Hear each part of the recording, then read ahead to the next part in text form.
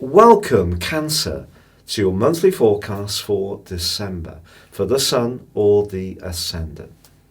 If you've yet to subscribe to my channel, I'd be honoured if you did so now. Please click or tap on the bell notification symbol. This month begins with the Sun in the very practical part of your scope, the 6th house. However, there is a clustering of energy emerging in your 7th house, which is so exciting.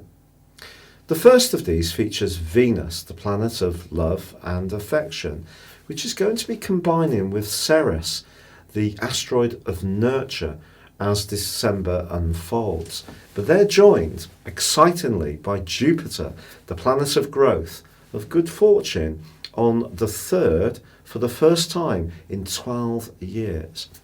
Jupiter's going to be working through this part of your scope through to the 19th of December 2020. So about 2 weeks above a year.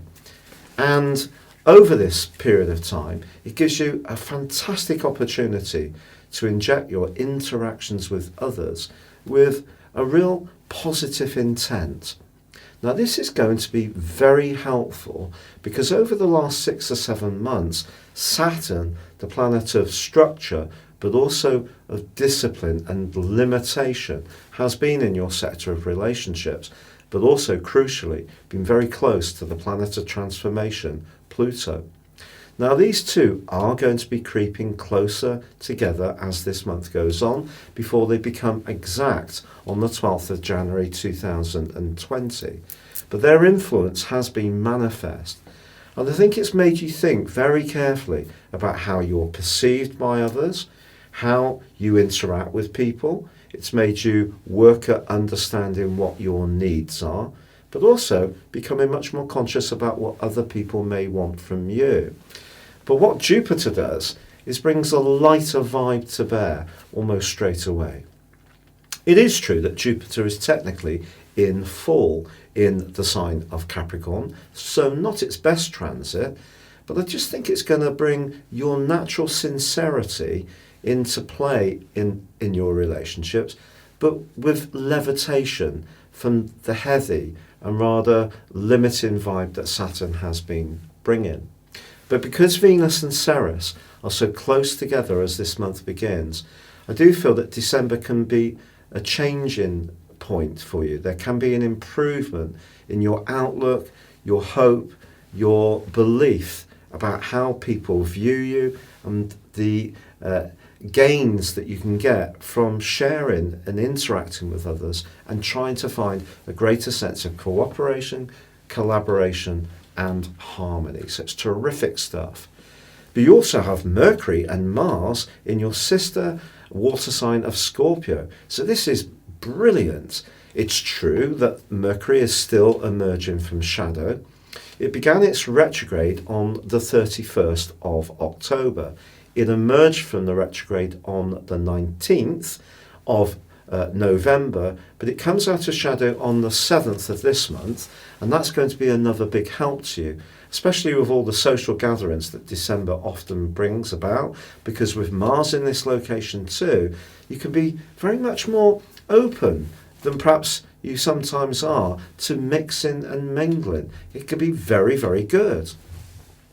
Now, it is true to say on the 4th we have a quarter moon in the rather dreamy sign of Pisces, and that's squaring up with the Sun in Sagittarius.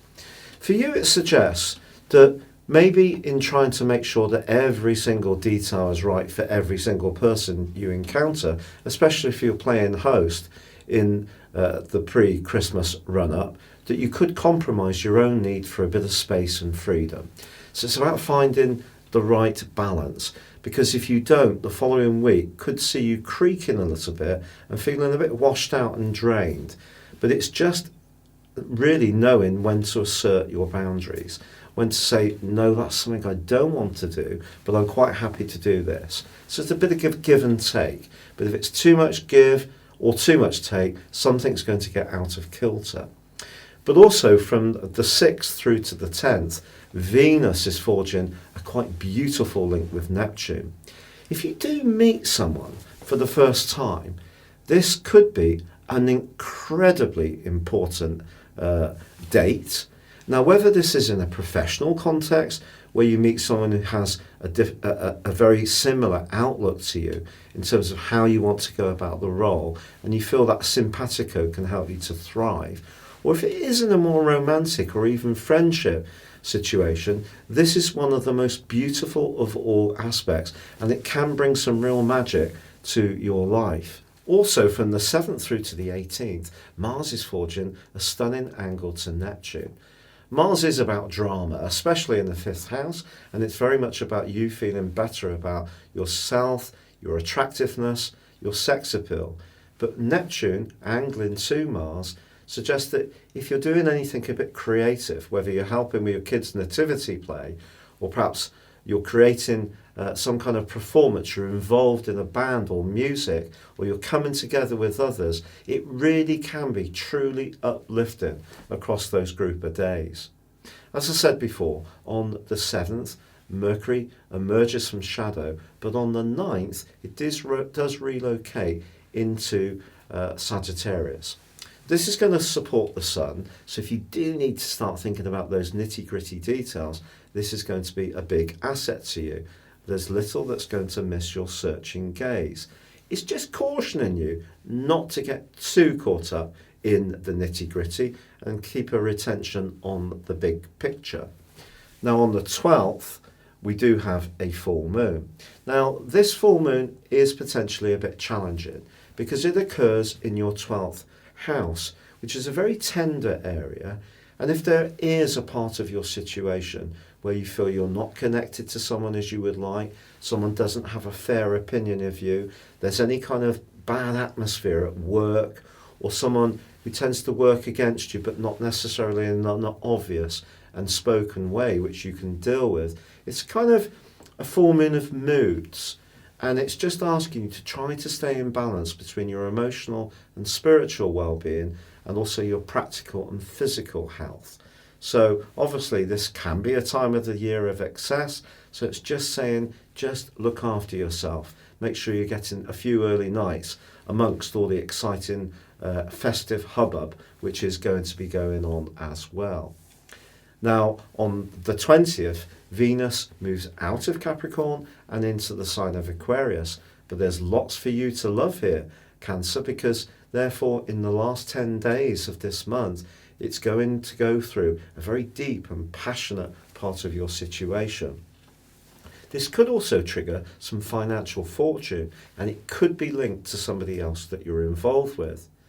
But then, in the run-up to Christmas, on the 22nd, the Sun relocates into your 7th house, into Capricorn.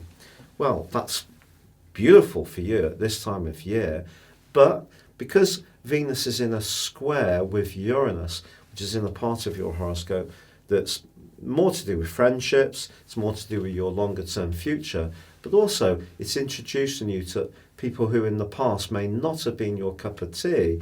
There could be some kind of connection between you and a friend, and it can come suddenly, and it could be quite sexual or sensual, and how you react to this is entirely your choice, but it could come out of the ether, which could delight or surprise or a little bit alert you, but it won't be dull.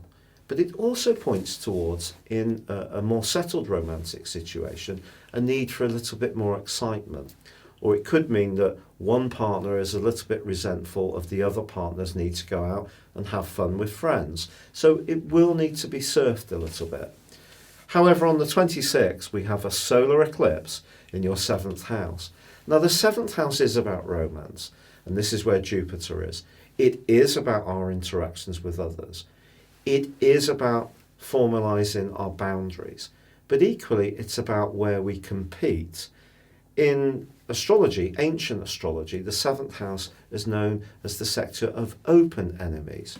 So if there is somebody that you know, whether it's a colleague, a friend, a family member, or even your partner, that you find at times difficult and challenging to get along with, this solar eclipse is saying to you, try to be more outward going over the next 6 months in how you resolve any kind of tensions there may be, because your pattern can be to withdraw, and once you withdraw, you can become quite tenaciously withdrawn, which does protect you at a certain level, but it kind of also protects you from actually feeling the good stuff as well.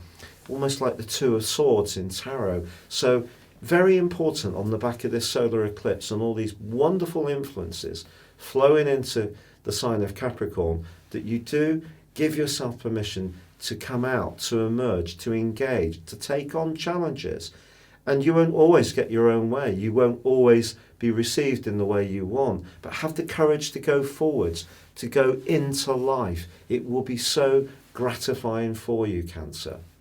And you get further evidence of this because on the 29th, Mercury arrives in the sign of Capricorn too.